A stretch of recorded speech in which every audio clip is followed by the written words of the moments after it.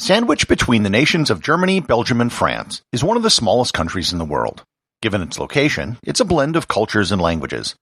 Likewise, its history has been defined by its neighbors. Yet, despite being surrounded by other countries for 1,000 years, it has managed to survive into the 21st century as an independent country. Learn more about the Grand Dutchy of Luxembourg, and what exactly a Grand Duchy is, on this episode of Everything Everywhere Daily.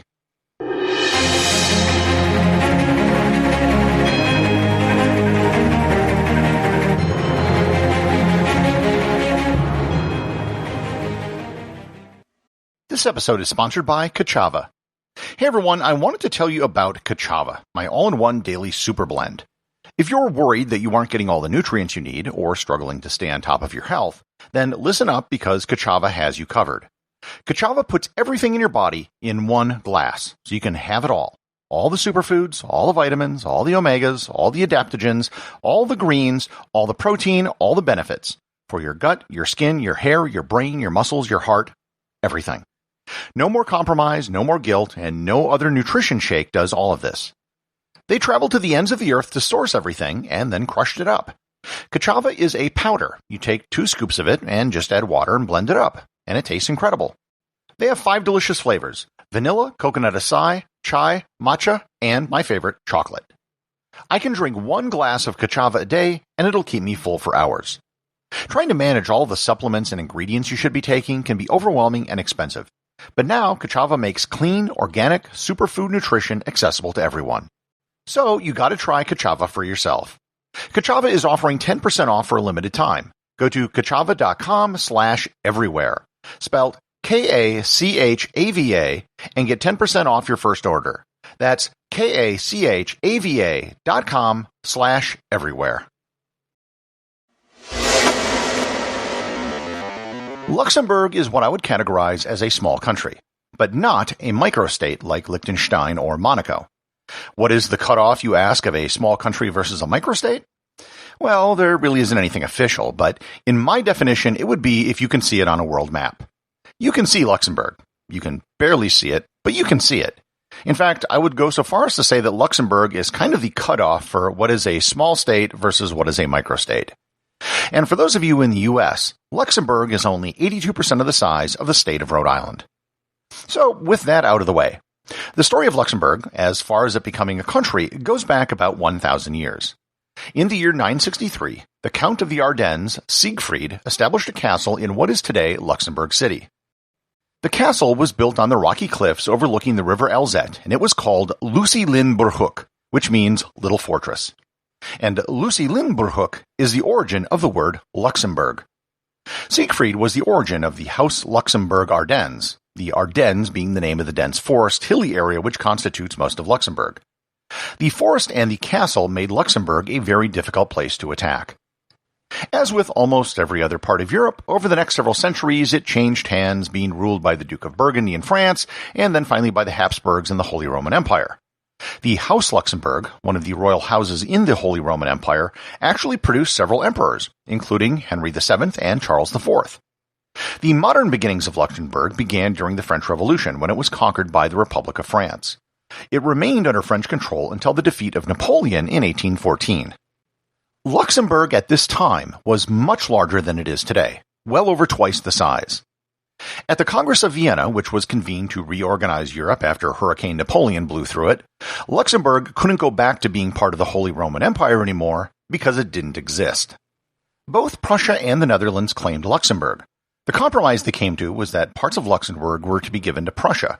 This was about 24% of the area of Luxembourg, and today most of that land is part of the German state of Rhineland-Pfalz.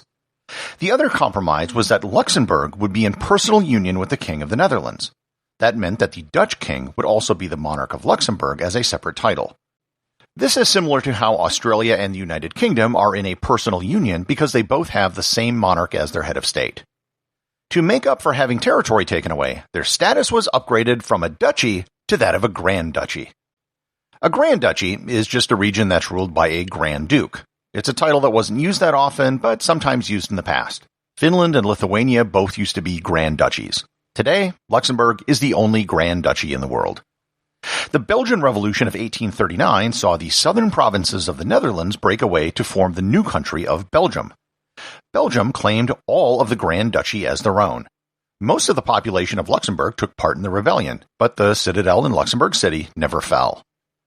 The end result was that Luxembourg lost 65% of its territory to Belgium, which compromises the Belgian province of Luxembourg today. This region, which is where the Ardennes forest is where much of the Battle of the Bulge was fought in World War II. With Belgium and Prussia both taking most of its land, that's the reason why Luxembourg is so small today. In 1867, a war between Prussia and France was almost started over Luxembourg. Both Prussia and France wanted Luxembourg. The King of the Netherlands, also the Grand Duke of Luxembourg, was going to sell Luxembourg to France, which Prussia didn't want. The end result was a treaty in London where Luxembourg was guaranteed its independence and neutrality. Known as the Luxembourg Crisis, this was a lead-up to the Franco-Prussian War of 1870.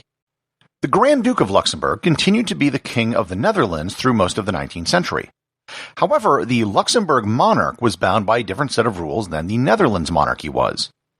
In 1890, Willem III died without a male heir. His daughter, Wilhelmina, became Queen of the Netherlands, a position she held until 1948. In Luxembourg, the crown couldn't pass down to a woman while a male relative was alive, so the Grand Dukedom was passed to Adolf, the Duke of Nassau. His son, William IV, got the law changed so his daughter could succeed him, and there were two Grand Duchesses of Luxembourg in the 20th century. The neutrality of Luxembourg didn't do them a whole lot of good during both world wars.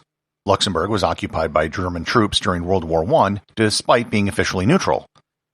The soft stance on Germany by the Grand Duchess Marie Adelaide resulted in her abdication in 1919 after the war. Just days after the Nazi invasion of Poland in 1939, Luxembourg again publicly declared its neutrality. And again, it meant nothing. On May 10, 1940, the Germans swept through the country, seizing the capital of Luxembourg City before noon. Nobody was killed on either side of the conflict.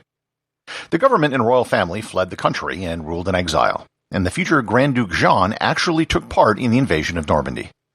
The Germans declared Luxembourgers to be German citizens and conscripted 13,000 men to fight, of whom 2,848 were killed.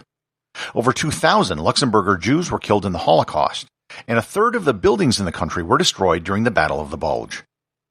After the war, Luxembourg removed its neutrality provision from its constitution. They became charter members of both the United Nations in 1945 and of NATO in 1948. In 1948, they also joined the Benelux Economic Union with Belgium and the Netherlands.